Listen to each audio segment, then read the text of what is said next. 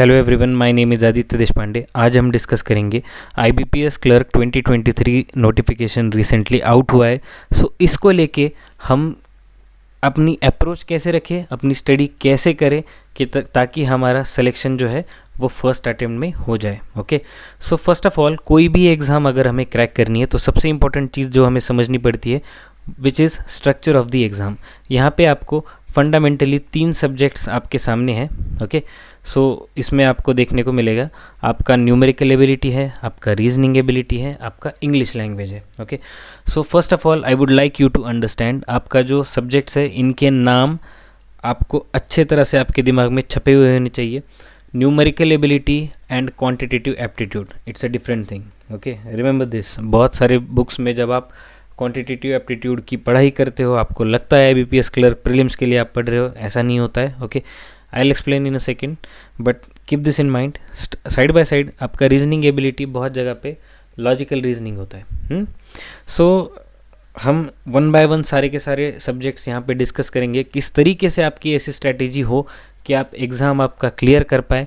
So first of all before going through the subjects actually I would like to highlight some points from the notification itself.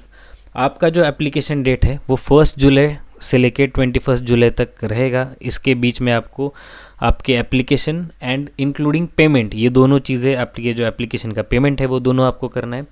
अगस्त के and और सितंबर के first week में आपको आपके prelims दिखाई देंगे, अक्टूबर में आपका मेंस होगा। और यहाँ पे बहुत सारे स्टूडेंट्स एस्पायरेंट्स बहुत सारे स्टूडेंट्स ने पूछा कि नंबर ऑफ़ वैकेंसीज इस बार कम आई है, 4000 वैकेंसीज है ना।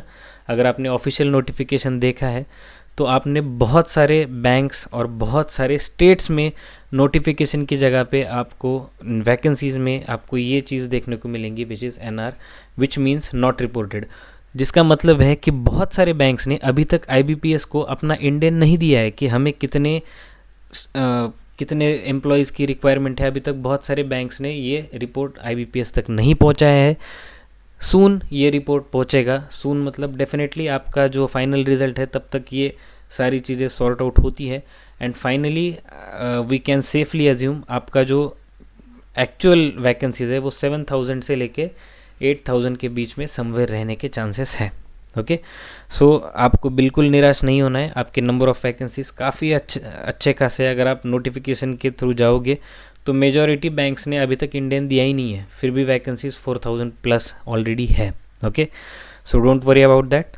सो without delay will come to the subjects. First subject जिसके बारे में हम डिस्कस करेंगे विच इज़ इंग्लिश लैंग्वेज, जहाँ पे आपको लास्ट ईयर पेपर के हिसाब से आपको 9 क्वेश्चंस दिखे थे कॉम्प्रिहेंशन के, रीडिंग कॉम्प्रिहेंशन के, सेंटेंस करेक्शन के 5 क्वेश्चन, स्पेलिंग एरर के 6 क्वेश्चन, क्लोज टेस्ट के 6 एंड सेंटेंस इंप्रूवमेंट के 5। ओके, ये तो हो गया types of questions.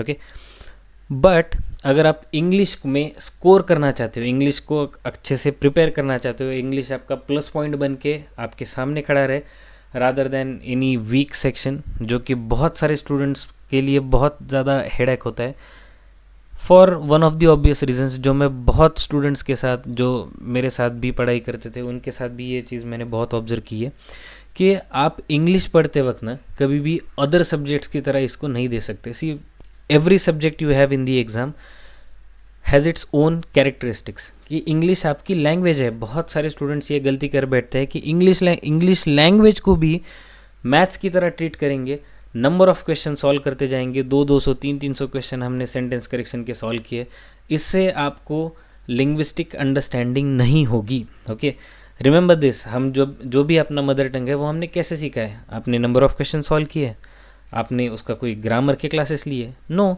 Simply because you associate with the language. इसका मतलब क्या है?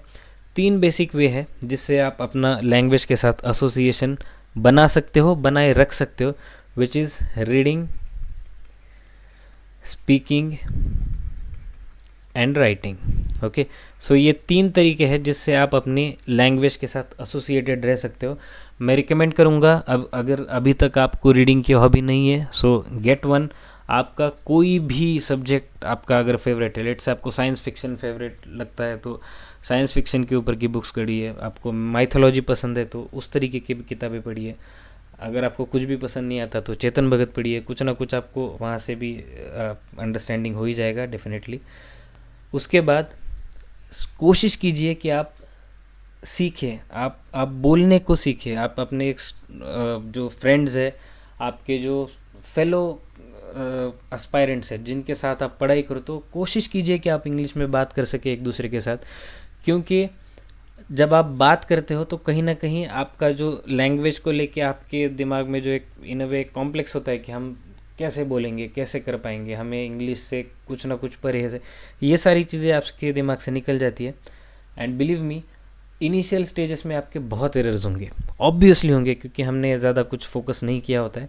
But once you start speaking more often, आपके एरर्स आपको खुद को समझ में आएंगे, वो ऑटोमेटिकली करेक्ट होते जाएंगे, then you will be proud of yourself. Okay, and finally writing. Okay, writing means अगर डेफिनेटली अगर आप में से किसी को ऐसी हॉबी है कि आप खुद की डायरी लिखते हो, पर्सनल डायरी, तो मैं सजेस्ट करूँगा कि आप आज से इसे इंग्लिश में लिखना चालू करें। क्योंकि जब आप खुद के थॉट्स इंग्लिश लैंग्वेज में कन्वर्ट करना सीखोगे, you are on another level. आपके कोई कंपैरिजन में दूर दूर तक कोई नहीं होने वाला है। क्योंकि जब आप खुद के थॉट्स इंग्लिश में ट्रांसलेट कर सकते हो, तो ये करेक्शन, स्पेलिंग के एरर्स, क्लोज टेस्ट, सेंटेंस, ये तो आप आराम से कर ही लोगे। ओके, सो मेरा मानना ये है कि आप नंबर ऑफ़ क्वेश्चन ज़्यादा सॉल्व करने की बजाय लगभग 2 घंटे डेडिकेटेड वे में आपकी स्ट्रैटेजी के हिसाब से इन 3 स्किल्स के ऊपर ध्यान दीजिए। इंग्लिश के लिए डेली 2 आवर्स डेडिकेटेड इनफ है।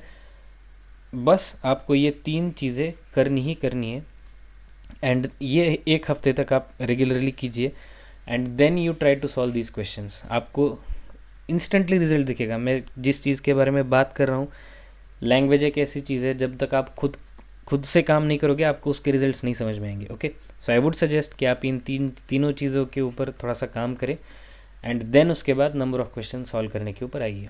Okay, then we go to the reasoning section.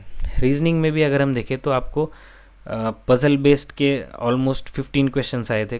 Clubbed वे में अगर हम देखें, स्क्वायर का एक आया था, डेसिग्नेशन बेस, बॉक्स का पज़ल आया था। देन ये जो 3 हमें यहाँ पे टॉपिक्स दिखते हैं ना, syllogism, inequality and blood relation, ये एक्चुअली आपके लिए बोनस है। ओके, इसमें ज़्यादा कुछ 10 क्वेश्चंस आपके होते हैं फॉर 10 मार्क्स। ज़्यादा कुछ इसमें आपको कंसेप्चुअल ट्विस्ट्स नहीं मिलेंगे। सिमिलर टाइप के क्वेश्चन है जो सालों साल चलते आ रहे हैं, इन्हीं टाइप के क्वेश्चंस आपको अभी भी दिखते हैं एग्ज़ाम में। आप पिछले 5 साल के क्वेश्चन उठा के देखिए, आपको इसी टाइप के क्वेश्चंस हर बार रीजनिंग में दिखते ही है। ओके, सो इतना रिपीटेटिव अगर किसी चीज़ कोई पर्टिकुलर टॉपिक हो रहा है, तो obviously you can not leave it, you have to do it with 100% accuracy. And मान के चलो, सिलोजिज्म, इनइक्वालिटी, ब्लड रिलेशन एक ऐसे टॉपिक्स है जहाँ पे अगर आप थोड़ा सा भी एक अच्छे से डेडिकेटेड वे में कुछ टाइम दोगे, तो ऐसा कुछ बचेगा नहीं जो आपको समझ में नहीं आएगा। You will understand everything and you will score also. Okay, और रीजनिंग का अगर हम देखें तो once you get through the concept, इन सब चीज़ों के कंसेप्ट अगर आपको समझ में आ जाए, तो डेफिनेटली आपका कहीं ना कहीं टाइम का भी कंस्टेंट वहीं पे आपका सॉल्व हो जाता है। अगर आपके कंसेप्ट अच्छे हैं तो रीजनिंग में आपको सॉल्व करने के लिए ज़्यादा टाइम लगता ही नहीं है, there is no way. Okay, और बेसिकली अगर आप अभी भी लॉजिकल रीजनिंग या फिर आप जो कॉमन मिस्टेक करते हैं कि सिलेबस आप कहीं से सर्च करते हो या फिर कहीं बुक में पढ़ते हो, रादर दैन दैट अगर आप टॉपिक्स अगर आप देखोगे कि रीजनिंग के कहीं भी किसी भी बुक में देखा जाए, तो आपको अराउंड 25+ टॉपिक्स मिलेंगे ही मिलेंगे। इतने आपके एग्ज़ाम में आते भी नहीं है। ओके, सो मैं चाहूँगा कि आप अपना फोकस एकदम पिन पॉइंटेड रखें कि आपको एग्ज़ाम कौन सी क्रैक करनी है। अपकमिंग IBPS क्लर्क के एग्ज़ाम है, उनमें इसी टाइप के क्वेश्चंस पूछे जाते हैं, और आप इसी टाइप के क्वेश्चंस को अपने स्टडी में रेगुलराइज कीजिए ताकि आपके रिजल्ट्स मैक्सिमाइज हो सके। Okay, and then finally we come to the numerical ability section, जो कि बहुत सारे स्टूडेंट्स के लिए कहीं ना कहीं एक चैलेंजिंग सब्जेक्ट की तरह सामने आता है, फॉर ऑब्वियस रीजंस। क्योंकि बहुत सारे स्टूडेंट्स ये डेफिनेटली क्लेम करते हैं कि उन्हें कंसेप्ट्स की तो अंडरस्टैंडिंग है। जैसे कि सिंप्लीफिकेशन के ऊपर 12 क्वेश्चंस लास्ट एग्ज़ाम में पूछे गए थे, नंबर सीरीज मिसिंग नंबर के ऊपर आपको 5 क्वेश्चंस थे, DI के ऊपर आपको 5 questions, arithmetic which means problem on ages, area, boat and stream, partnership, ratio, interest, time and work, problem on trains, alligation mixture, percentage, इन सब को मिलके हमें डेफिनेटली क्वेश्चंस के आंसर करने आते हैं। दिक्कत सिर्फ आती है टाइम की, है ना, कि अगर आप सिर्फ टाइम हटा दो यहाँ से, 20 मिनट्स की जगह हमें टाइम जो चाहिए वो दे दो, हम आराम से सारे के सारे क्वेश्चन सॉल्व कर पाएंगे। ऑब्वियसली बहुत सारे स्टूडेंट्स मैं जानता हूँ जिनके कंसेप्चुअल अंडरस्टैंडिंग इस लेवल पे है कि इनमें से कोई भी क्वेश्चन दे दो आराम से सॉल्व करेंगे। लेकिन दिक्कत कब आती है कि जब हम उसे एक फ़िक्स टाइम पीरियड में सॉल्व करने की कोशिश करते हैं, देन कहीं ना कहीं एक तो आपके नंबर ऑफ़ क्वेश्चन ज़्यादा सॉल्व नहीं हो पाते, या फिर जल्दी सॉल्व करने के चक्कर में आपकी एक्यूरेसी नीचे चली जाती है। हमें दोनों चीज़ें यहाँ पे नहीं होने देनी है, जिसके लिए मैं चाहूँगा आप न्यूमेरिकल एबिलिटी को, उनके क्वेश्चंस को अटेम्प्ट करने से पहले सबसे पहले आप उसके बेसिक्स के ऊपर अच्छे से ध्यान दें। ओके, जिसमें सबसे इम्पोर्टेंट ये 4 टॉपिक आते हैं। अगर ये 4 टॉपिक आपके अच्छे से प्रिपेयर्ड है तो मैं मानता हूँ आपके numerical ability which is quantitative aptitude in some way, आपके आराम से 30+ मार्क्स आ ही जाएंगे। नो वे कि आप बिलो 30 आ सकते हो अगर आपके ये 4 परफेक्ट है। Okay, see BODMAS stand for bracket of division, multiplication, addition, subtraction. ये जो 4 ऑपरेशंस है, इन्हीं के ऊपर आपका पूरा न्यूमेरिकल एबिलिटी कहीं ना कहीं पे रिलाई करता है। कहीं ना कहीं ये फाउंडेशन है आपके पूरे न्यूमेरिकल सेंस का। ओके, जैसे कि आप अगर टेबल्स भी बनाना चाहते हो, किसी भी नंबर का टेबल बनाना चाहो, 2 से लेके let's say 53, 78, anything, any number, किसी का भी अगर आप टेबल बनाना चाहते हो, so what is it? It is nothing more than multiplication itself, right? So मैं ये चाहूँगा कि आप 4 जो बेसिक मैथमेटिकल ऑपरेशंस है उन्हें अच्छी तरह से समझें, जिसे मैं आने वाले जो लेक्चर्स में लूँगा उनमें मैं आपको सिर्फ ये जो सारे आपके जो बेसिक पार्ट्स हैं, जिससे आपकी स्पीड इंक्रीज़ होगी, आपका नंबर का अंडरस्टैंडिंग और ज़्यादा डीपन होगा, ऐसे टॉपिक्स मैं आपके लिए डेफिनेटली आने वाले टाइम में रिसेंटली आपके लिए मैं अपलोड कर दूंगा। सो माय पॉइंट इज़ कि कहीं ना कहीं आपको इन सारी चीज़ों के ऊपर ध्यान देना है, जो कि आपके न्यूमेरिकल सेंस में आपको हेल्प करेंगे। And without going through these topics guys, please, अगर आप सिर्फ ऐसे ही कर रहे हो कि नंबर ऑफ़ क्वेश्चन आप सॉल्व कर रहे हो और हर एक क्वेश्चन आपका एक ही टाइप से सॉल्व हो रहा है, टाइम में इंप्रूवमेंट नहीं देखने को मिल रहा है। लेट्स से अगर आप प्रॉब्लम ऑन एजेस के 50 क्वेश्चन सॉल्व करते हो और फर्स्ट क्वेश्चन सॉल्व करने के लिए आपको लेट्स से 2 मिनट्स लगते हैं और 50th क्वेश्चन सॉल्व करने के लिए भी आपको 2 मिनट्स ही लगते हैं। सो अगर आपके 50 के 50 क्वेश्चन बराबर आते हैं तब भी आपका इम्प्रूवमेंट लेवल 0 है। ओके, क्योंकि आपने टाइम के बारे में तो सोचा ही नहीं है, आपका टाइम तो पिक्चर में है ही नहीं। So with every next question आपका टाइम कहीं ना कहीं कम होना चाहिए, आपकी टाइम एफिशिएंसी बढ़नी चाहिए। That's how you will make in the exam. Okay, so आने वाले लेक्चर्स में मैं एक सीरीज़ लाऊंगा जहाँ पे आपको न्यूमेरिकल एबिलिटी को लेके, रीजनिंग को लेके, इंग्लिश को लेके, ऐसे जो टॉपिक्स है आपके, जिससे आपका स्कोर बूस्ट हो, जिससे आपकी एग्ज़ाम क्रैक होने में मदद हो, ऐसे टॉपिक्स मैं आपको डेफिनेटली प्रोवाइड करूँगा। मैं आपको कोशिश करूँगा मेरे साइड से जो भी हेल्प हो सके। And finally I would suggest कि imagine if you start doing what you always knew you need to do, where do you see yourself in the future?